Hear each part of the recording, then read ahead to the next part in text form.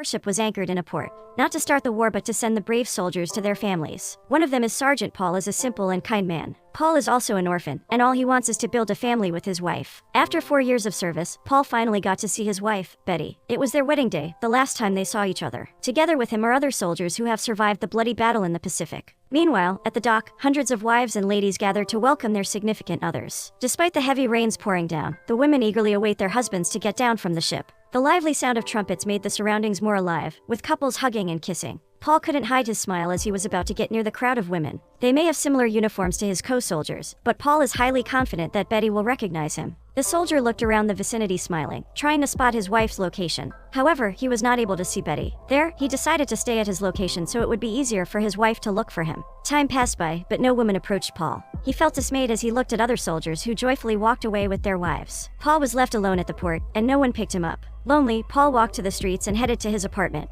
He grabbed a locket where a picture of Betty was placed and his room keys. Paul opened the door. There he saw his wife wearing pale green lingerie. Betty was so shocked to see Paul. She rushed towards him, and Paul hugged her. Betty is much younger than Paul. Paul is so sweet that he writes to her almost every day. He asked Betty why she had no idea of him returning home. Betty rattled and reasoned that she stopped reading the letters because she couldn't bear the war descriptions that Paul included in his letter. Paul looks dismayed but remains calm because he loves his wife so much. Betty, on the other hand, was nervous about Paul's reaction, so she proceeded to tell him that she kept all of the letters he sent. True enough, a wooden trunk Betty showed is full of letters, but all unopened. Paul looked hurt but continued to listen to Betty's explanation. He also forgives her because he misses her so much. The two sat in the living area. Paul opened up about dreaming of a family together with Betty. He wrote it all in the letters, but Betty didn't read them. On the other hand, Betty wants Paul to sell chocolates again. But Paul doesn't want to go back to that job. Betty insisted because she wanted him to make more money. More money to buy more things. Betty only wants money and to buy everything she wants. At her young age, she's still not ready to settle down with Paul. Regardless of their opposite mindset, the two had romantic moments. Paul misses her so much and made love to her that night.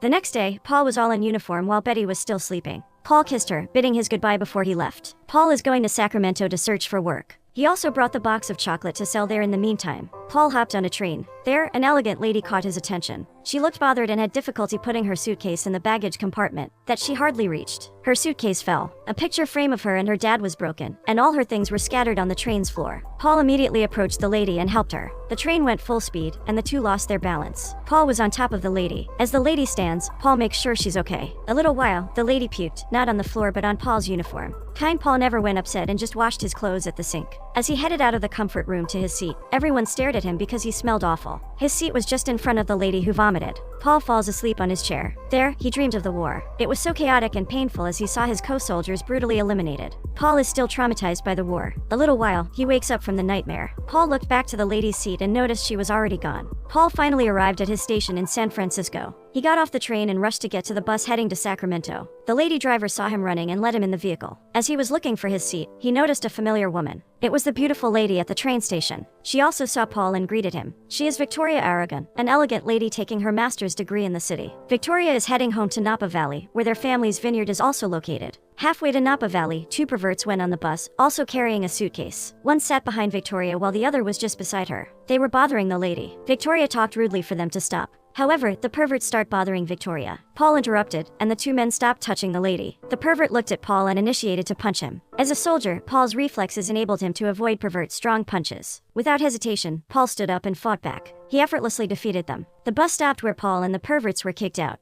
Paul was not familiar with the place but couldn't do anything. He looked at Victoria in the bus window, looking concerned at him. Paul walked in silent in the middle of the woods, all alone. After hours of walking, Paul noticed a sleeping lady sitting in the middle of the road. It was Victoria. Paul approached her. Victoria was awakened and apologized to Paul for all of the problems she had caused. Paul, on the other hand, was just smiling and wholeheartedly accepted Victoria's apologies. The two talked for a while until Victoria shed tears. Paul was shocked because he was clueless about what was making her sob. Paul feels so concerned for the lady. There, Victoria admitted that she was pregnant. She also broke up with the professor, who is the father of her child. Her daddy, Alberto, will surely get mad once he knows her condition. This is the reason why Victoria looked bothered even at the train station. Paul comforted the lady by telling her to look on the positive side of her worries. Victoria continued crying, knowing her father's personality. Alberto Aragon is very traditional. If Victoria comes home pregnant without a husband, her father will surely put her to eternal sleep. Mr. Aragon means what he says, and Victoria is sure about that. Paul looked concerned and thought of a way to help her. He offered to stay a night at Victoria's home to pretend as her husband. He also shared with Victoria that he has a wife, and he constantly writes letters to her while in the war. After a tiring walk, the two finally arrived at the vineyard that Victoria's family owns. A beautiful cloud Victoria calls Los Noobs was above Aragon's mansion,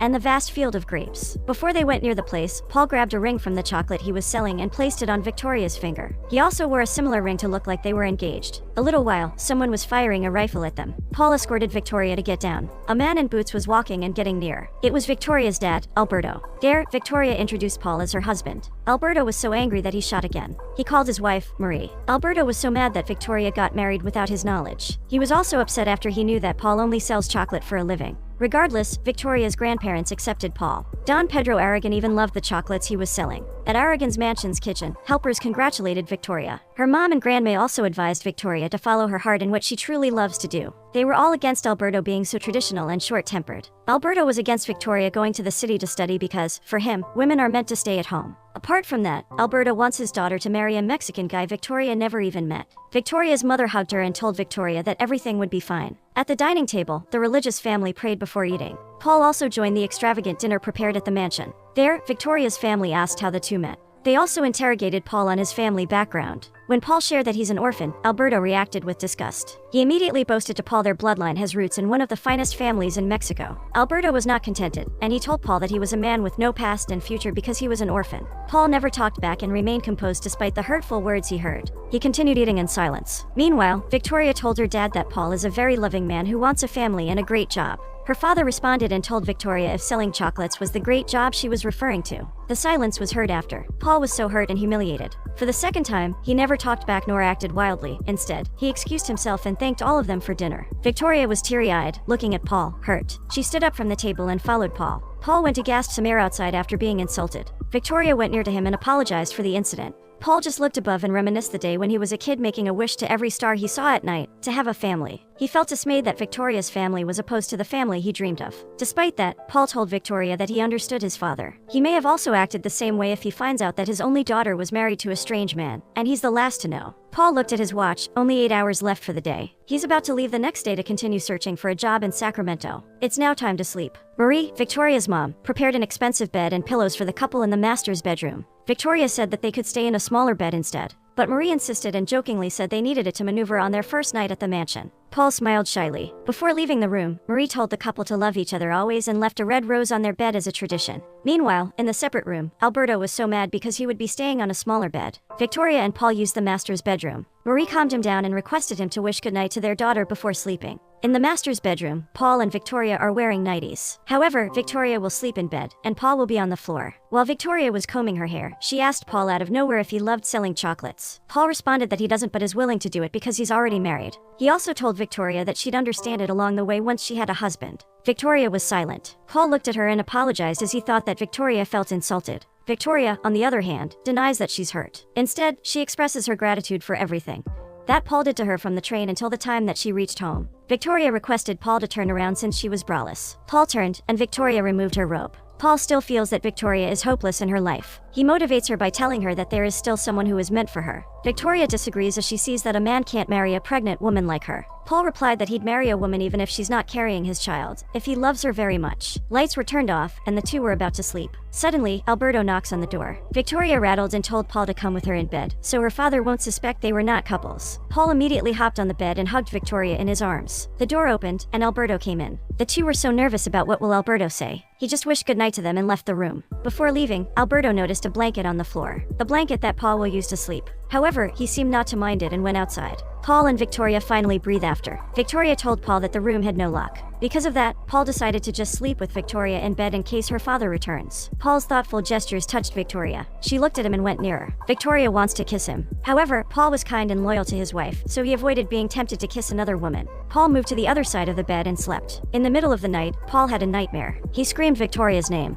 Paul breathes hard, trying to gasp some air. Victoria was awakened and told Paul everything was all right, and it was all a dream. Bell rang at the farm, indicating that there was a problem. Frost is about to damage their grapes if no action is done. All of the farmers of the vineyard woke up and turned on the flames placed on a metal pipe for the temperature to rise. Alberto, as the heir and manager of Don Pedro's farm, instructed everyone to position their places. Victoria also ran to the field, looking concerned about the grapes' condition. Paul followed her. Paul asked Alberto if there was anything he could do to help. Alberto just shouted at him and belittled his capacity. Victoria pitied Paul and instructed him patiently on what to do if frost attacks the grapes. A white cloth shaped like a butterfly's wings is worn to counteract the frost. Victoria wears it and stands before Paul to teach him. Victoria and the farmers lift their arms up and down. The repetitive but slow manner of the flying-like lifting of arms equally distributes heat even to the roots of the vine. Paul tries it himself and eagerly follows Victoria's movement. Paul moved the wings passionately, wanting to prevent frost from worsening. In his effort to save the grapes, the soldier appears like he's one of the owners of the vineyard. Little did Paul know, Alberto was staring at him. His eyes couldn't believe how the man maneuvered the cloth wings like a pro.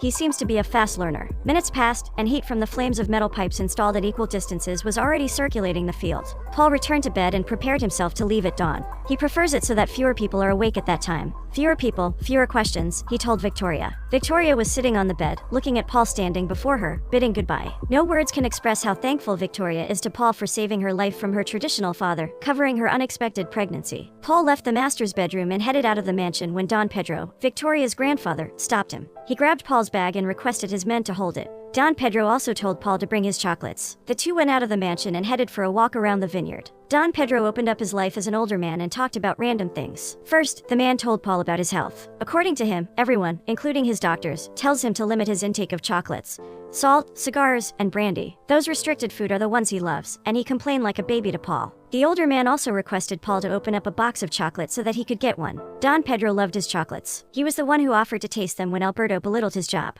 Don Pedro chose pink chocolate this time. It is wrapped in a ring, similar to the ring Paul gave to Victoria. The old man noticed it looked identical to her granddaughter's engagement ring and told Paul about it. Paul explained, and the old man believed him. Don Pedro finally takes a bite of the chocolate. He loved it much and acted like a kid restricted from consuming chocolate. He happily pats Paul's shoulder to compliment his delicious chocolates. The two continue to walk to the vineyard. There, Don Pedro shared with Paul that the family still took care of the vine roots that their ancestor, Pedro, planted in 1580. Don Pedro was named after him, the Pedro who started Aragon's plantation of high-quality grapes. The roots of the first vine are grown on a hill where Las Nubes, commonly known as clouds, were around it. Clouds around the slope look like a paradise, like an isolated location on earth where heaven is found. A fence guarded the first root, and a small chapel with a cross above sits next to it. Don Pedro gives so much importance to the vine as he refers to it as the root of their lives. All the grapes in the vineyard came from it. Without it, Aragon's grape production is nothing. After introducing Paul to the first roots, Don Pedro officially welcomed the soldier as part of the family. Paul was shocked and turned red. He was touched as the old man told him he was no longer an orphan because he had Aragon as his family. Don Pedro also told Paul to stay on the farm and help them manage their plantation. It is already harvesting time, the most important day that the Aragon looks forward to. However, Paul respectfully declined Don Pedro's offer and reasoned that he had other commitments. Don Pedro was saddened. He immediately thought of her dearest granddaughter. His father will make her suffer so much if Paul leaves. Alberto already thought that once Paul sets out of the mansion, he also abandons Victoria. Don Pedro was teary-eyed, knowing how strict and cruel his son was when raising his only daughter Victoria. Alberto will let Victoria carry all the responsibilities and burden of not having a husband beside her. Hearing that, Paul agreed to stay for another day, the most important day for the Aragon.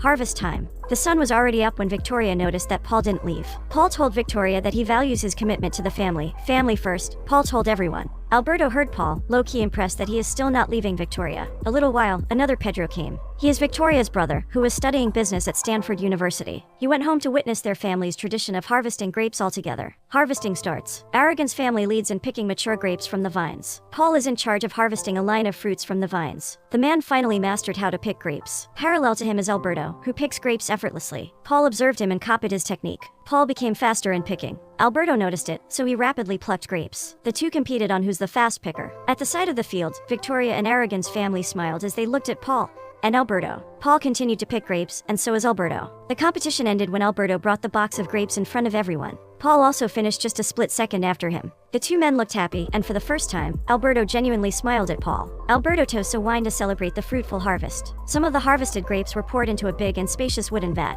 The Aragons still practice a tradition of mashing the grapes manually through feet during harvest time. It was late in the afternoon when everyone gathered around the wooden vat. The men carried different instruments and played lively music. Everyone danced to the beat. Meanwhile, wives entered the spacious vat and crushed all the grapes through their feet. Victoria also joined them and stomped her feet to mash the grapes along with the music. Victoria looked so beautiful as the orange light of sunset lit her face. She danced gracefully that Paul seemed to fall in love with her. Music continues, and the wives enjoy. They held hands and played like kids there. The Arrogans noticed that Paul locked eyes with the dancing Victoria. He also couldn't stop smiling while staring at her. There, they decided to carry him to let him inside the wooden vat. Paul giggled as he felt on his feet the grapes being crushed. At that moment, Paul thinks he's finally accepted into the family. Before him is Victoria, smiling. The two had a wonderful time. The women circled them as they played on the grapes. Paul went wild and bathed himself in the grape extract. All of their clothes are wet. Paul and Victoria were drawn at the moment and went near each other. They initiated a kiss. The women teased them by pulling them away. Paul and Victoria ran to their room to continue the interrupted kiss. They looked so much in love as they shared their first kiss. Paul passionately kissed Victoria and caressed her on the bed.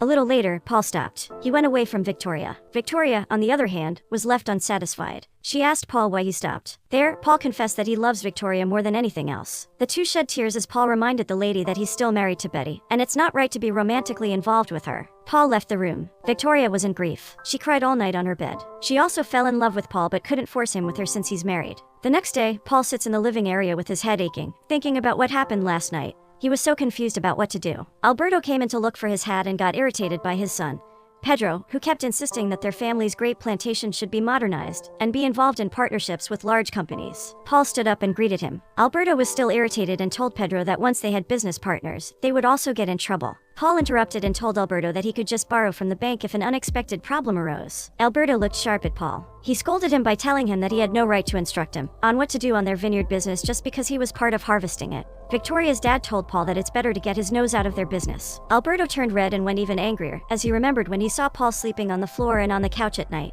Alberto suspects that he's not really into her daughter Victoria because of that. Victoria passed by and saw his dad arguing with Paul. Paul never talked back nor answered Alberto. With that, Victoria told her dad that he keeps giving meaning to anything just to throw hate at Paul. Alberto responded that he was not convinced that his daughter suddenly married a stranger, but still brought all her things back to the mansion as if she had no one to stay with. Victoria got tired of her father's arguments. She told him if he'd like her to stay or leave Napa Valley. Alberto responded that all he wants is the truth. Alberto is known not to listen to anyone. The truth that he knows is the truth that he wants to believe. Victoria walked away. Paul breaks the ice by telling Alberto the truth about Victoria going home because she loves her family. Alberto went near him and stared with disgust as he repeatedly told the man to stop getting involved in their business. Paul replied that Victoria is his business. He cares so much about her situation. Paul leaves the mansion because Alberto could not accept him into the family. Paul noticed his coat was missing. The coat where he placed the keys to his room and the locket with Betty's picture. Paul headed to the laundry area to look for it. There, Paul saw that a maid was about to wash it. Paul went in to get it, but the old woman insisted on washing it because it was smelly. The maid placed the coat in the barrel full of water, too late before Paul could grab it.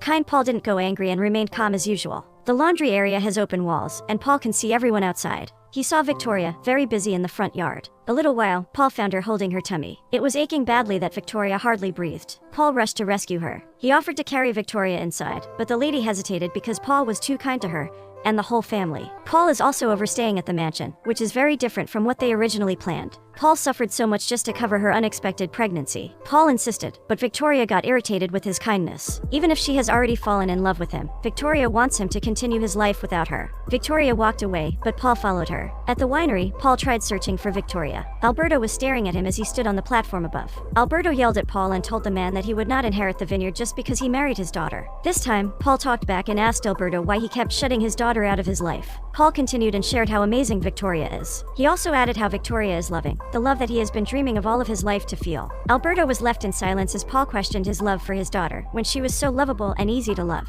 Alberto became teary but remained angry with Paul for not thinking he was weak. He told Paul he had no right to say that because he doesn't know his daughter. Out of Paul's knowledge, Victoria was just hiding behind the barrels of wine. She was so flattered by the kind words that Paul said. She feels appreciated for the first time. Her dad never let her feel that. Alberto continued to argue with Paul. He told Paul that his love for his daughter could be seen in all the efforts and hard work he pours into the farm's success. He offers all of his property and assets to them, Victoria, and the whole family. Alberto loves his family and does everything for them. However, he fails to tell that love to them. Alberto is not a showy dad who fully expresses himself to his family. At the laundry area, Paul went in. He grabbed his wet coat and placed it inside his bag. He desperately wants not to get involved anymore with the arrogant family. As he was heading out of the mansion, Don Pedro called him. The old man offered him a special brandy he had made 21 years ago. Paul was so respectful to the man that he smiled back and never hesitated to go near him. He also accepted his offer to come inside and drink with him. Meanwhile, in the laundry area, Victoria was with other maids sewing a cloth. She tried to be composed and look happy in front of them. However, when the maids asked her about Paul, Victoria shed tears. She continued crying and walked away. At the winery's table, Don Pedro and Paul sat. The old man already knew that the couple had a problem.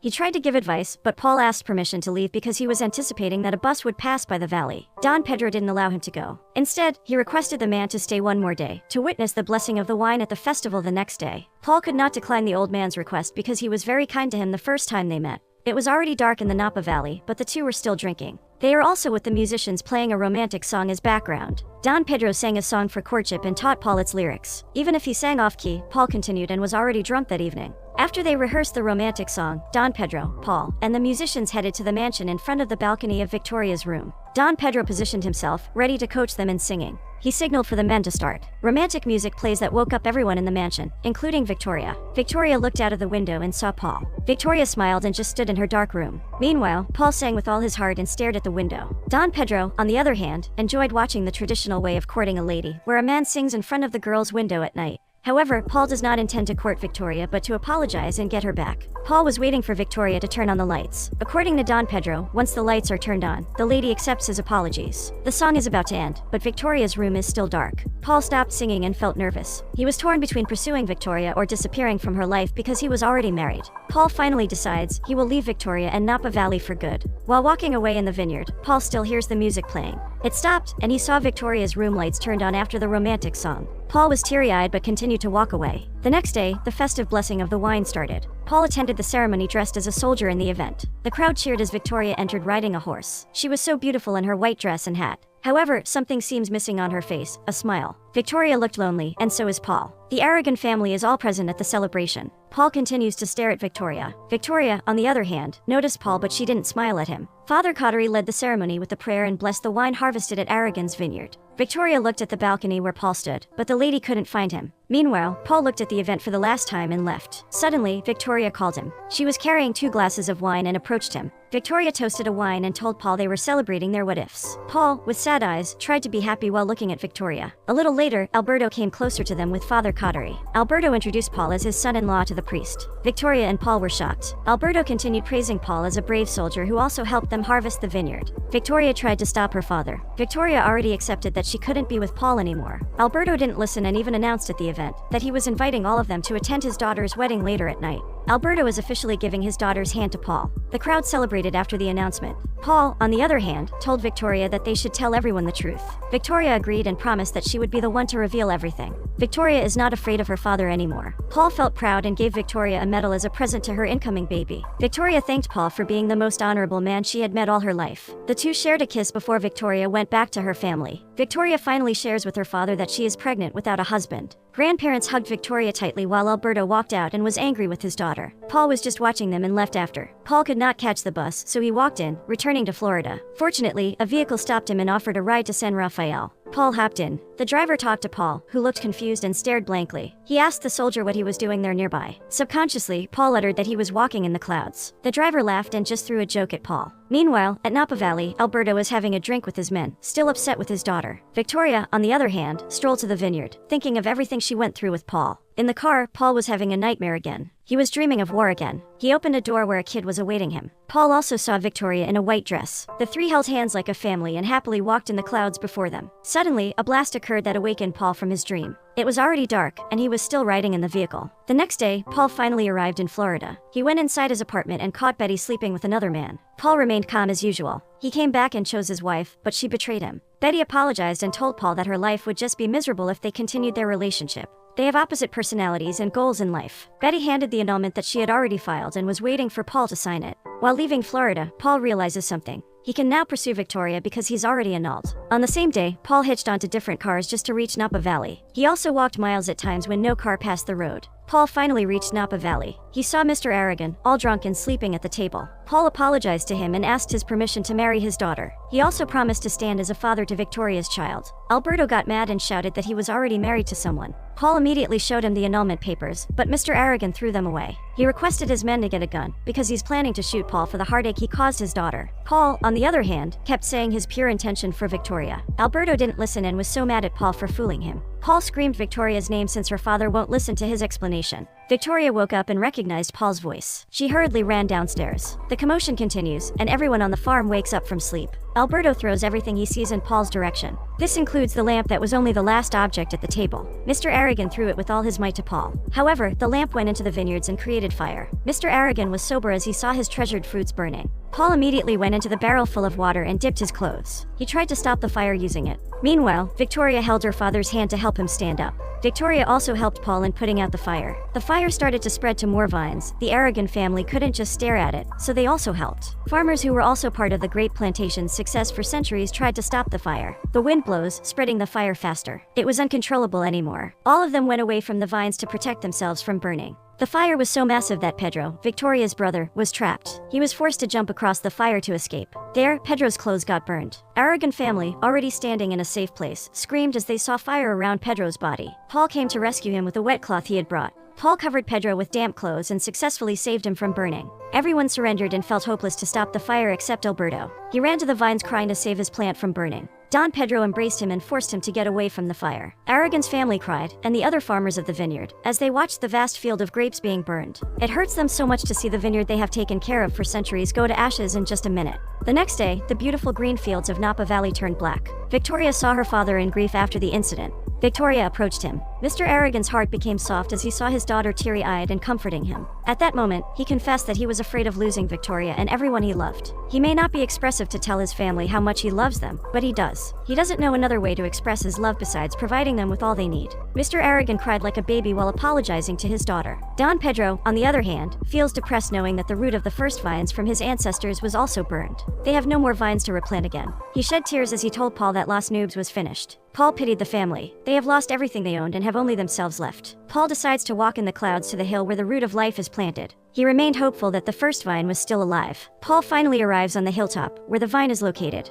The vine of life was also burned. Regardless, Paul dug it up and carefully brought it to Mr. Aragon. Everyone looked hopeless as they saw the healthy vine turn black after the fire. However, Paul remained hopeful and requested Mr. Aragon to look at the vine's interior if it were also burned. Victoria's father grabbed his knife. He was trembling as he slowly scraped the vine's skin. Its inside is still alive. Mr. Aragon happily screamed as he saw the interior of the vine still green. Everyone clapped and was in tears after hearing it. Don Pedro shouted that Las Nubes was still alive and adored the beautiful moment. Mr. Aragon was so thankful to Paul. Despite how he treated him before, he still respected him. To show his appreciation, Alberto Aragon cut a part of the vine and gave it to Paul. This symbolizes that Paul is officially part of the Aragon family and was entrusted with restoring the vineyard. Mr. Aragon also approves of his marriage to his only daughter, Victoria. Before planting the vine, Paul held Victoria's hand and gave her a ring. Everyone was so supportive of the couple. Paul and Victoria kissed in front of them. Everyone clapped and witnessed the romantic moment. Orphan Paul finally found the love he had been